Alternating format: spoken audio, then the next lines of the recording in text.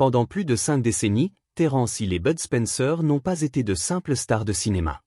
Ils étaient un phénomène culturel mondial, une force irrésistible qui a transcendé les écrans pour captiver le cœur de millions de spectateurs. Leur duo iconique, forgé dans les villages poussiéreux des westerns spaghetti et les ruelles animées de Miami, a fait rire aux éclats, vibrer d'excitation et croire en la puissance de l'amitié. Avec leurs coups de poing légendaires, leurs dialogues savoureux et leur complicité inégalée, ils ont incarné une justice burlesque, un humour universel et une camaraderie sincère qui ont résonné de l'Italie à l'Allemagne, de l'Amérique du Sud à l'Asie. Mais que se serait-il passé si le destin n'avait pas joué son rôle? Si un simple accident ou un pied cassé ou n'avait pas croisé leur chemin? Aujourd'hui, à 86 ans, Terence Hill, avec une sagesse teintée de nostalgie, lève enfin le voile sur les coulisses de leur partenariat mythique. Il révèle le hasard providentiel qui a transformé sa vie, la femme qu'il a rencontrée sur un tournage et qui est devenue son rock, et ce lien discret mais indestructible qui a rendu leur alchimie à l'écran inoubliable. Cette histoire ne raconte pas seulement la carrière de deux acteurs, c'est une ode au timing parfait, à la loyauté inébranlable et à une amitié dont Hollywood pourrait encore tirer des leçons. Comme le disait Bud Spencer, avec son sourire malicieux et sa voix tonitruante, on ne se marche jamais sur les pieds. L'histoire de Terence Hill et Bud Spencer ne commence pas sous les feux des projecteurs, mais dans l'ombre discrète d'un film oublié. En 1959, Hannibal, un péplum italien typique de l'époque, marque leur première apparition dans le même projet.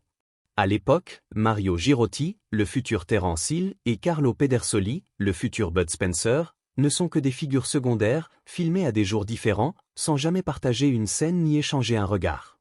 Mario, alors âgé de 20 ans, séduit par ses yeux bleus perçants et son charme naturel, est un jeune acteur en quête de reconnaissance.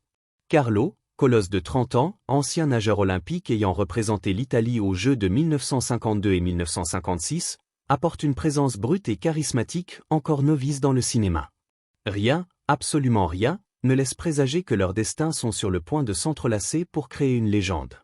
8 ans plus tard, en 1967, le destin frappe à la porte de manière inattendue. Le réalisateur Giuseppe Colisi prépare Dieu pardonne. Moi non. Un western spaghetti au ton rugueux, dans le sillage du succès de Sergio Leone. Bud Spencer, déjà casté pour incarner un géant taciturne, doit partager l'affiche avec Peter Martell, prévu pour le rôle principal. Mais, à la veille du tournage, un accident bouleverse tout. Martell se casse le pied dans une chute malencontreuse. Le chaos s'installe sur le plateau à Almera, en Espagne. Avec un tournage imminent et un budget serré, Colisi doit trouver un remplaçant en urgence. C'est alors que Mario Girotti, un acteur peu connu mais prometteur, reçoit un appel. Je me souviens de ce moment comme si c'était hier, confiera Terence Hill des décennies plus tard, un sourire mélancolique aux lèvres. J'arrive sur le plateau, un peu nerveux, ne sachant pas à quoi m'attendre. Et là, je vois cette montagne humaine, Bud, avec son regard perçant et son sourire désarmant. Il me tend la main et me lance « Ciao, je suis Carlo ». On a commencé à répéter nos dialogues, et quelque chose a cliqué instantanément. C'était naturel, spontané, presque magique. Cette alchimie immédiate ne passe pas inaperçue. Colisi, flairant un potentiel unique, décide de capitaliser sur leur dynamique. Mais pour séduire un public international, il faut des noms qui résonnent au-delà de l'Italie. Mario Girotti devient Terence Hill, un pseudonyme inspiré par les initiales de sa mère, Hildegard Thiem, TH, et par l'historien romain Terence, dont il admire la plume. Carlo Pedersoli, lui, opte pour Bud Spencer, un clin d'œil à sa bière préférée, Budweiser, et à son acteur fétiche, Spencer Tracy, dont il apprécie la présence imposante. Ainsi naît un duo qui va redéfinir le cinéma populaire européen, transformant un accident fortuit en une légende cinématographique. Les 3 premiers films du duo, Dieu pardonne. Moi non. 1967, Les 4 de l'Ave Maria, 1968, et La colline des bottes, 1969, posent les fondations de leur style unique. Ces westerns spaghetti, héritiers de l'esthétique brute et stylisée du genre, mêlent action intense et humour subtil. Terence, avec son agilité féline, son sourire espiègle et son regard perçant, incarne le héros malin, toujours un pas en avance. Bud, avec sa carrure de colosse, son regard bourru et son charisme brut, joue le compagnon fidèle, prêt à distribuer des claques monumentales. Leur complicité crève l'écran, et le public commence à les aduler. Mais c'est en 1970 que leur carrière prend un tournant monumental avec On l'appelle Trinita, réalisé par Enzo Barboni. Trinita n'est pas un western ordinaire. Loin des drames sombres et métaphysiques de Sergio Leone, ce film est un anti-western, léger, comique, presque absurde, qui dynamite les codes du genre avec un charme irrésistible. Terence y incarne Trinita, un tireur paresseux mais redoutable, toujours prêt à dégainer avec nonchalance. Bud Spencer joue Bambino, son frère grognon, bagarreur et doté d'une force herculéenne. Leurs disputes fraternelles, leurs bagarres de saloon chorégraphiées comme des ballets comiques, et leurs gags burlesques comme la célèbre scène où Trinita engloutit une poêle de haricots captivent le public. Le film est un triomphe planétaire, redéfinissant le western italien pour une nouvelle génération. Sa suite, on continue à l'appeler Trinita, 1971, surpasse l'original. Avec plus de 14 millions de billets vendus en Italie, il devient le film le plus rentable de l'histoire du pays à l'époque, un record qui tient pendant des années. En Allemagne, où le duo devient une institution, le film est un phénomène culturel, rediffusé chaque année à la télévision et dans les cinémas. Même aux États-Unis, où les films doublent peine à percer, les aventures de Trinita trouvent un public fidèle, grâce à leur humour universel et leur énergie communicative. Soudain, Terence Hill et Bud Spencer ne sont plus de simples acteurs, ils sont des icônes, des symboles d'une époque où le cinéma populaire savait parler à tous. Leur recette ? Une alchimie unique, mêlant humour physique, dialogue ciselé et une camaraderie authentique. On ne jouait pas, on vivait nos rôles, expliquera Terence Hill dans une interview émouvante. Bud avait cette énergie brute, instinctive, comme une force de la nature. Moi, j'étais plus calculé, perfectionniste, toujours à analyser chaque scène. Mais ensemble, c'était comme une danse parfaitement synchronisée. En coulisses, leurs personnalités opposées renforcent leur magie. Bud, malgré son apparence de géant tonitruant, est un intellectuel polyvalent, diplômé en droit et en chimie, compositeur de chansons napolitaines, inventeur de brevets, dont un système de propulsion pour bateau, et plus tard pilote d'avion. Terence, lui, est un érudit discret, passionné de littérature classique, il lit Dante et Shakespeare entre deux prises, et fuit les soirées mondaines pour peaufiner ses scènes jusqu'à l'aube. Bud préférait un bon plat de spaghettis et un verre de vin rouge à une répétition, plaisantera Terence. Moi, je pouvais passer des heures à répéter une cascade. Mais il n'y avait jamais de jalousie, jamais d'ego. Juste une confiance absolue. Entre 1970 et 1985, Terence Hill et Bud Spencer élargissent leur répertoire, passant des plaines poussiéreuses des westerns aux décors urbains des comédies d'action modernes. Dans Attention, on va s'énerver. 1974, ils poursuivent un buggy rouge dans une séquence devenue culte, portée par la bande-son entraînante d'une buggy, composée par Oliver Onion, qui devient un hymne générationnel. Dans Deux missionnaires pour un petit diable, 1974, ils incarnent des pilotes de brousse en Amérique du Sud, un tournage mouvementé qui inspire à Bud une passion durable pour l'aviation, il obtiendra sa licence de pilote et possédera son propre avion. D'autres succès suivent. Père et Impair, 1972, où il joue des escrocs maladroits, Flics et voyous, 1978, qui les voient infiltrer le milieu du crime. Quand faut y aller, 1983, et les emblématiques Superflics de Miami, 1985. Ce dernier, tourné en grande partie à Miami, transporte leur humour burlesque dans un cadre moderne, tout en préservant l'essence de leurs personnages. Terence, le voyou charmeur aux réflexes rapides, et Bud, le colosse bougon au cœur d'or. Leur succès transcende les frontières. En Allemagne, où ils sont des héros culturels, leurs films battent des records d'audience, devenant des classiques rediffusés chaque année à la télévision et dans les festivals. En Amérique du Sud, en Asie et en Europe de l'Est, leur humour physique et leur camaraderie universelle parlent à tous, transcendant les barrières linguistiques et culturelles. Leur secret, selon Giuseppe Pedersoli, le fils de Bud, réside dans l'authenticité de leur lien, leur amitié n'était pas feinte. Ce n'était pas du cinéma, c'était réel. Ils se respectaient profondément, s'aimaient comme des frères, et ça se voyait à chaque plan. Leur influence s'étend même au-delà du cinéma. Leur style inspire des dessins animés, des publicités, et même des chansons. En Allemagne, des bars à thème et des festivals de fans célèbrent leur héritage. En Italie, leurs films sont des rituels familiaux, regardés par des générations de spectateurs. Leur humour, mélange de slapstick et de dialogue malin, devient une référence pour les comédies d'action modernes, influençant des réalisateurs et des acteurs bien au-delà de l'Europe. Mais même les légendes connaissent des moments de doute. En 1973, Terence refuse de jouer dans Même les anges mangent des faillots, laissant la place à Giuliano Gemma. Bud, fidèle à leur duo, décline la suite, refusant de reformer un tandem avec un autre acteur Wifi.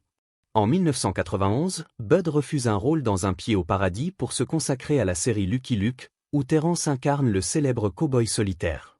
Ce projet, cher à Terence, marque un tournant personnel, mais il souligne aussi les divergences dans leur carrière solo.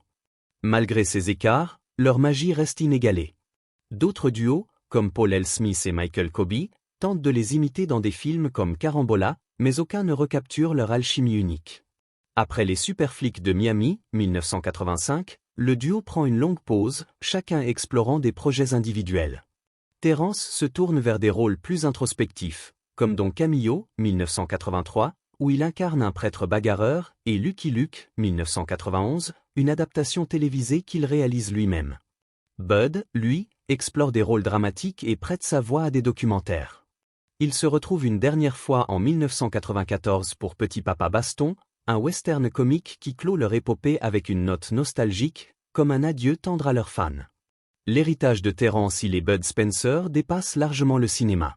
En 2017, le jeu vidéo rétro Slap & Bean permet aux fans de revivre leurs aventures, avec des niveaux inspirés de leurs films cultes. Une suite, Slap & Bean 2, sort en 2023, prouvant que leur popularité reste intacte.